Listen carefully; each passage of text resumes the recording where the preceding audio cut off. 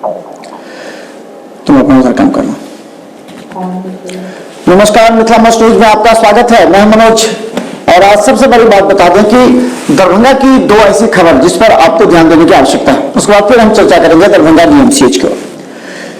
हम बता दें, दरभंगा डीएम को धमकी देने वाले सिरफिरे का पता लग गया है। आज सुबह से ही सोशल मीडिया में ये बातें घूमती रही।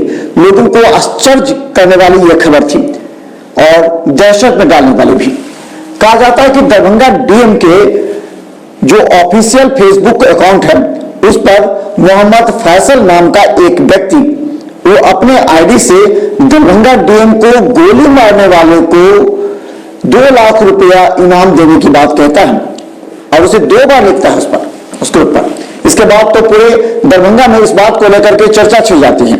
सोशल मीडिया से उठी यह बात है कई मायनों में देखा जाता है।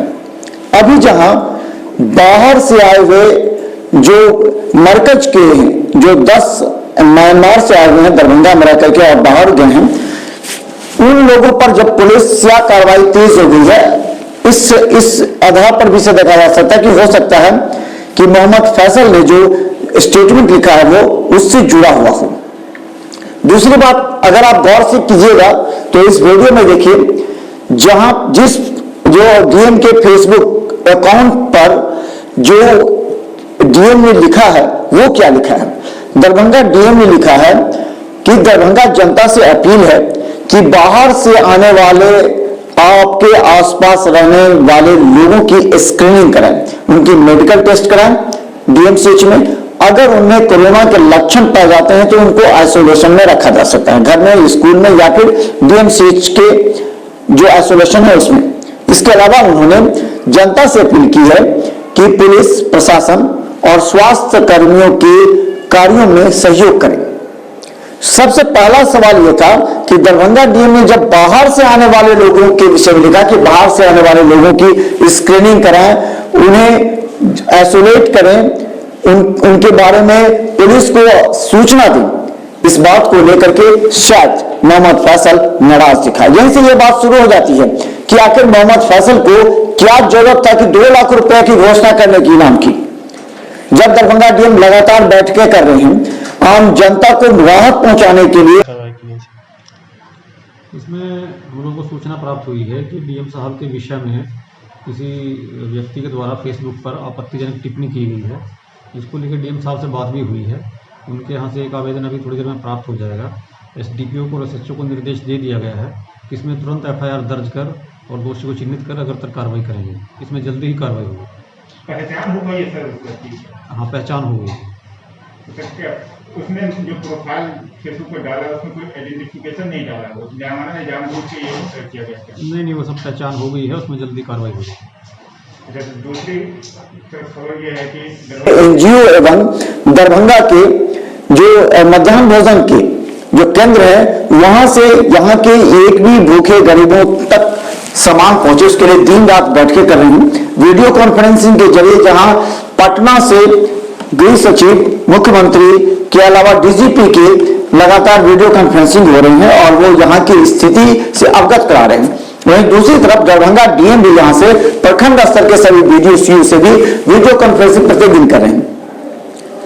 इन सब बातों को ध्यान में रखते हुए दरभंगा डीएम का कार्य अभी बेहद सराहनीय है। लोगों का कहना है, जो यहाँ के नेता उनका कहना है, बाहर से आने वाले लोगों की स्क्रीनिंग की जाती है। सबसे पहले दरभंगा के एमएलएसएम कॉलेज में रखा जाता है। एमएलएसएम कॉलेज में रखने के बाद उनके खाने की प्रबंध की गई है, उनके रहने और सोने की प्रबंध की गई है। वहां हर तरह की सुविधा उन्हें मुहैया कराया गया है दरभंगा डीएम के द्वारा एमएलएसएम कॉलेज में। उसके बाद वहां से दरभंगा डीएमसीएच लाया जाता है जहां उन्हें मेडिकल जांच होती है। अगर मेडिकल जांच में फिट पाए जाने वाले लोगों को पुनः एमएलएसएम कॉलेज में लाया जाता है और वहां से गाड़ी से उसके घर तक पहुंचाने की व्यवस्था की जाती है, जबकि उसमें लिखा होता है कि वो घर पर आइसोलेट रहें, यानी कि पब्लिक प्लेस पर ना जाए। यह प्रक्रिया होती है। उसके अलावा दरभंगा डीएम लगातार बैठक करते रहते हैं सभी अधिकारियों के साथ। अनाज मुहैया कराना, हर पंचायत में क्या कमी है, इसके अलावा मध्याह्न भोजन का जो केंद्र है एकता फाउंडेशन, उसके द्वारा दरभंगा के सभी भूखे कमजोर लोगों के बीच राशन पहुंचाने का। ऐसे में अगर कोई इस तरह का शब्द करता है तो निश्चित तौर पर दरभंगा की जनता को आहत पहुंचती है। इस संबंध में दरभंगा डीएम ने लहरियासराय थाना एसएसपी को एक आवेदन दिया है उसके खिलाफ। तो एसएसपी ने भी इसे लहरियासराय थाने में थाना प्रभारी को बहुत ही अफसोसनाक बात है कि आज जैसा पता चला, अभी हमने सोशल मीडिया हमने खोला तो पता चला कि डीएम साहब के ऑफिशियल पेज पर कोई फैसल नाम का व्यक्ति जो है उनको 2 लाख रुपए का, उनकी जान मारने के लिए 2 लाख रुपए का इनाम की घोषणा की है। ये काफ़ी अफसोसनाक और निंदनीय है, इसकी घोर निंदा करते हैं। और बार बार मैं जिला प्रशासन से अनुरोध करता हूं कि वैसे व्यक्ति पर जो इस तरह के, जो हमारे पूरे जिला के जो गार्जियन हैं, जो पूरा जिला के जो हमारे करता धरता है मालिक हैं, उनके खिलाफ, जिनकी हमेशा सोच जिला को बचाने की और जिला को अच्छी व्यवस्था देने की है, और इस कोरोना संकट में भी उनका लगातार योगदान रहा, अपने घर परिवार को छोड़कर लगातार हम लोगों के बीच अपनी मीटिंग और हर तरीके से जो है कॉन्फ्रेंसिंग करके इस कोरोना संक्रमण से बचाने का इस जिला में पूरी प्रयासरत कर रहे हैं हमारे जिला अधिकारी महोदय। उनके खिलाफ कोई इस तरह का आपत्तिजनक बात और उनके खिलाफ जो है कोई जान मारने की धमकी 2 लाख रुपए के इनाम के साथ जो कोई बोल रहा है, वैसे व्यक्ति को जिला प्रशासन तुरंत कार्रवाई करे, तुरंत उस पर जेल भेजे। चूंकि ये असामाजिक लोग कभी नहीं चाहते हैं कि हमारा जिला, हमारा शहर, हमारा देश शांति व्यवस्था के साथ कटे। इन्हीं लोगों के वजह से आज हम लोगों का और वैसे लोग असामाजिक तत्वों की वजह से पूरा जिला हम लोगों का बदनाम है।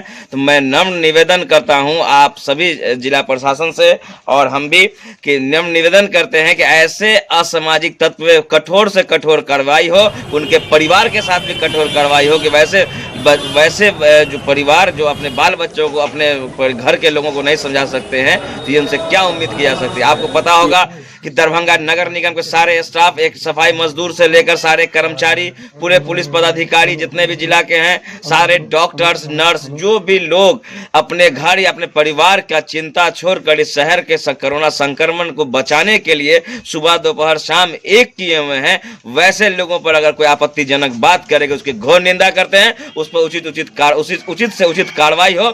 इसीलिए मैं बार बार आप लोगों से भी हाथ जोड़कर निवेदन करता हूं कि इन जो कर्मचारी, पुलिस प्रशासन, जिला प्रशासन के अलावा, डॉक्टरों के अलावा जो भी कर्मचारी कार्यरत है दरभंगा में इस संक्रमण की लड़ाई में हराने के लिए जो लड़ाई लड़ रहे हैं, इसमें आप लोग उनका पूर्णतः सहयोग कीजिए, हर तरीके से सहयोग कीजिए। जहां तक हो सके हम लोग पूर्णतः इनका सहयोग करेंगे, क्योंकि सबको परिवार है। ये लोग अपने परिवार को छोड़कर अपने जिला को बचाने में लगे हुए हैं। और जिला अधिकारी महोदय ये लगातार किसी भी आज कोरोना संक्रमण की समस्या, इससे पहले भी शहर की जो भी समस्याएं आई है, ये सारे समस्याओं में सबों की बात सुनते हैं और पूरे शहर के ये गार्जियन है, पूरे शहर के ये गार्जियन है, इनकी पूरी जितनी भी प्रशंसा की जाए उतनी कम है। और ये असामाजिक तत्व जो मोहम्मद फैसल नाम का है, इस पर उचित कार्रवाई होनी चाहिए।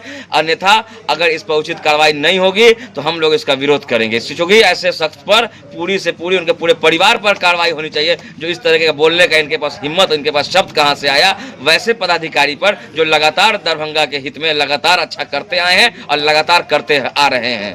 धन्यवाद। मामला दर्ज करने का निर्देश दिया। दरभंगा एसएसपी बाबूराम ने इस संबंध में मिथिलामस न्यूज को बताया कि उन्हें डीएम के द्वारा सूचना मिली है और इस पर वो कार्रवाई कर रहे हैं। तत्काल उन्होंने बताया कि मोहम्मद फैसल दरभंगा के कोठी प्रखंड के दुधियारा गांव का रहने वाला है। हालांकि उसके बारे में और बायोग्राफी पता नहीं लग पाया, लेकिन निश्चित तौर पर जो उसके आईडी से अगर इस तरह के शब्द लिखे जाते हैं तो ये बात तय है कि उसकी गंदी मानसिकता और सोच निश्चित तौर पर उस ओर इंगित करती है कि जो बाहर से वैसे लोग आ रहे हैं जो यहाँ के कोरोना संदिग्ध हों, उसे बचाने का प्रयास इस शख्स के द्वारा किया जा रहा है। दरभंगा एसएसपी ने कोठी थाना प्रभारी को इस बात की सूचना दी है। दुधियारा गांव जाकर के जो थाना प्रभारी छापेमारी कर रहे हैं उसके विषय में जानकारी हासिल कर रहे हैं और जो साइबर सेल के लोग हैं वो मोहम्मद फैसल के आईडी अकाउंट की जाने का प्रयास कर रहे हैं। लेकिन दुख का विषय यह है, ऐसे में कुछ लोग ऐसे हैं जो इस बात की निंदा किए बिना सीधा कह देते हैं कि हो सकता है कि मोहम्मद फैसल को बदनाम करने के लिए उसका आईडी अकाउंट हैक किया गया हो। यह दुर्भाग्य का विषय है। अगर कोई ऐसा कहता है तो निश्चित तौर पर वो भी अपराध की श्रेणी में आता है और ऐसे वक्त में करता है जब हमारा देश एक विषम विपदा से गुजर रही है। ये बात समझने की आवश्यकता है। वहीं दूसरी तरफ बता दें, वार्ड नंबर 30 के नफीसुल हक रिंकू वो पूर्व वार्ड पार्षद ने इस बात की घोर निंदा करते हुए कहा कि जहां दरभंगा डीएम लगातार एक तरफ समाज की सेवा एवं जनता की समस्याओं के लगातार लड़ रहे हैं, डीएमसीएच में व्यवस्था कर रहे हैं, खाने की व्यवस्था कर रहे हैं, लोगों को घर तक पहुंचा रहे हैं, ऐसी परिस्थिति में अगर कोई करता है तो निंदनीय है और ऐसे शख्स को कड़ी से कड़ी कार्रवाई की जानी चाहिए। और हम बता दें दरभंगा एसएसपी लगातार इसमें मॉनिटरिंग कर रहे हैं और उम्मीद है कि देर रात तक वो शख्स पुलिस की गिरफ्त में आ जाएगा और पुलिस इस संबंध में कल सुबह उसे पकड़कर थाने पर लाएगी और पूछताछ करेगी। देखते रहिए मिथिला न्यूज का हर अपडेट खबर।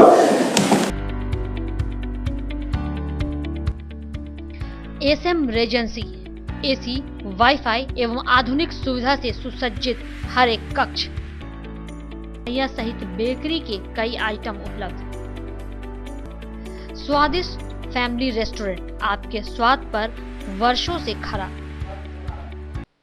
आपकी संतुष्टि हमारा विश्वास, अवश्य पधारें। Gurukul public school, TBDC road, Laheriasarai, Darbhanga.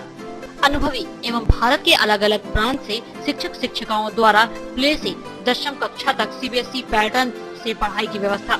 लड़के एवं लड़कियों के अलग अलग छात्रावास की उत्तम व्यवस्था।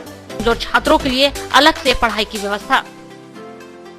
स्कूल एडमिशन और डे बोर्डिंग के लिए जल्द संपर्क करें। Gurukul public school.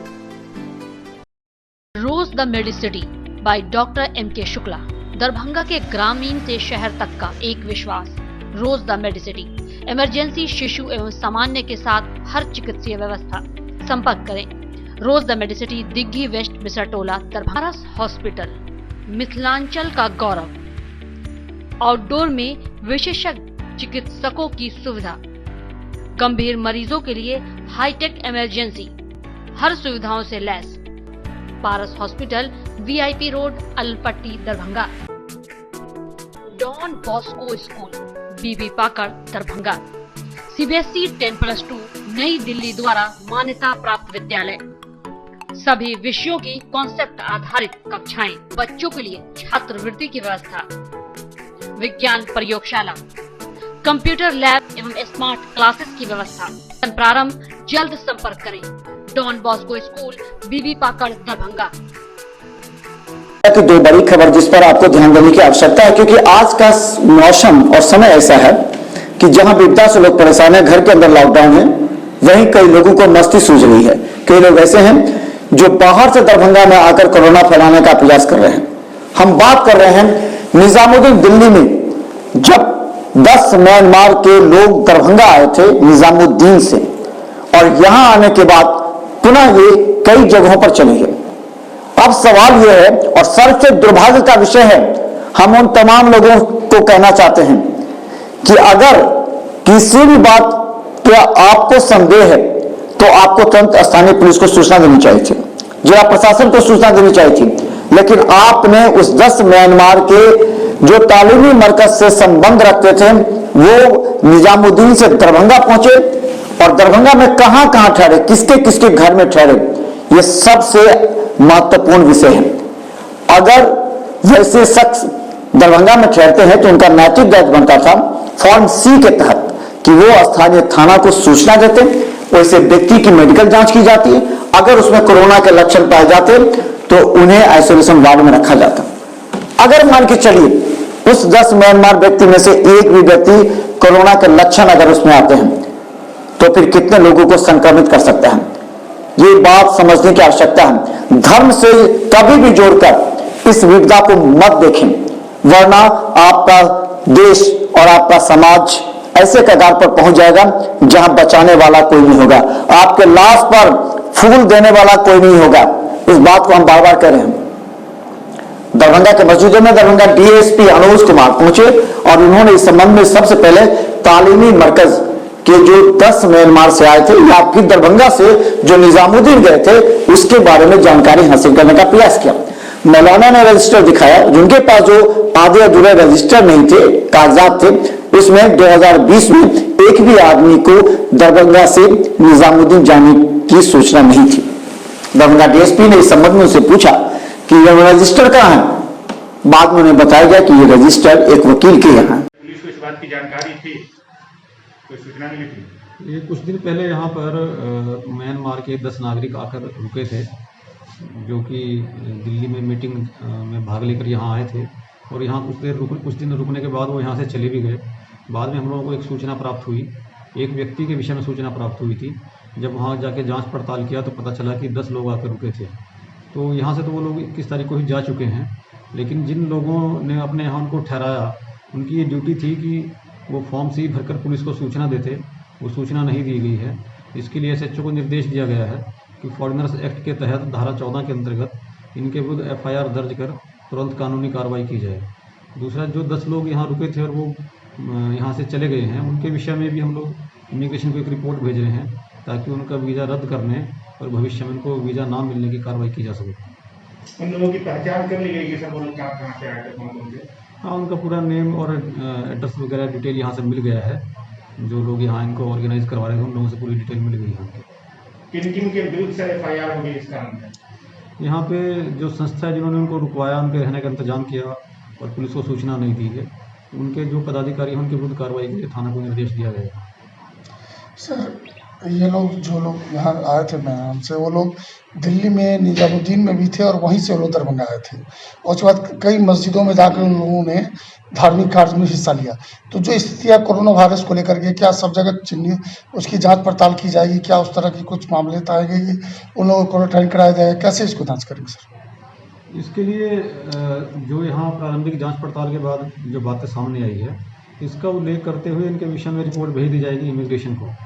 और इसके अलावा हम लोगों ने सभी थाना को भी निर्देश दिया है कि वो अपने अपने एरिया में ये सर्वे करें, सूचना संकलन करें कि कोई और व्यक्ति भी उनके यहाँ ऐसे लोग अभी रुके हुए हैं या फिर रुक कर जा चुके हैं, जो कि दिल्ली में मरकज़ की मीटिंग में भाग लेकर आए हैं। सर, एक आखिरी सवाल कि मरकज से निकले हुए भी कई लोग, कुछ 86 लोग बिहार से उसमें सम्मिलित हुए थे, क्या दरभंगा में कुछ ऐसे लोग पाए गए या पुलिस उसके लिए कुछ कर रही, कोशिश कर रही है, क्या कुछ सूचना है? नहीं, अभी हमारे पास काफ़ी लंबी लिस्ट हम लोगों ने तैयार की है, जिनके विषय में ये संदेह है कि वो हो सकता है मरकज़ में भाग लेकर लौटे हैं। इस पर सभी थाना को निर्देश दिया गया है कि 48 घंटे के भीतर इन लोगों के घर पर जाकर इस बात का सत्यापन किया जाए कि क्या ये मरकज़ में भाग लेकर यहाँ पर लौटे हैं, और अगर ऐसा है तो उनकी मेडिकल जांच कराई जाए, उनको होम क्वारंटाइन में रखा जाएगा। अगर किसी में कुछ लक्षण, कोरोना के लक्षण पाए जाते हैं तो उनको फिर स्कूल में अलग से, गांव से अलग किया जाएगा, और अगर जरूरत पड़ेगी तो यहाँ DMCH के आइसोलेशन वार्ड में भी लाया जाएगा। लेकिन सर, ये भी एक देखा जाएगा कि वो लोग सहयोग नहीं कर रहे थे, ऐसे पुलिस कितनी तैयार? अगर कोई आदमी इस काम में सहयोग नहीं करेगा या फिर इस काम में बाधा डालेगा तो निश्चित रूप से उसके विरुद्ध कानूनी कार्रवाई होगी। एक व्यक्ति के विरुद्ध हम लोग FIR दर्ज कर कानूनी कार्रवाई शुरू कर भी चुके हैं। तो ये सबके हित के लिए है, उन व्यक्ति विशेष के, उनके परिवार के, उनके गांव के हित के लिए है, पूरे समाज के हित के लिए है। और इसमें सिर्फ सलाह ही नहीं है, सरकारी आदेश है, और अगर कोई इसका पालन नहीं करेगा तो कड़ी कानूनी कार्रवाई भी की जाएगी। बाद में दिल्ली से सूचना आई कि 10 व्यक्ति म्यांमार के दरभंगा पहुंचे थे और दरभंगा पुलिस सक्रिय हो गई।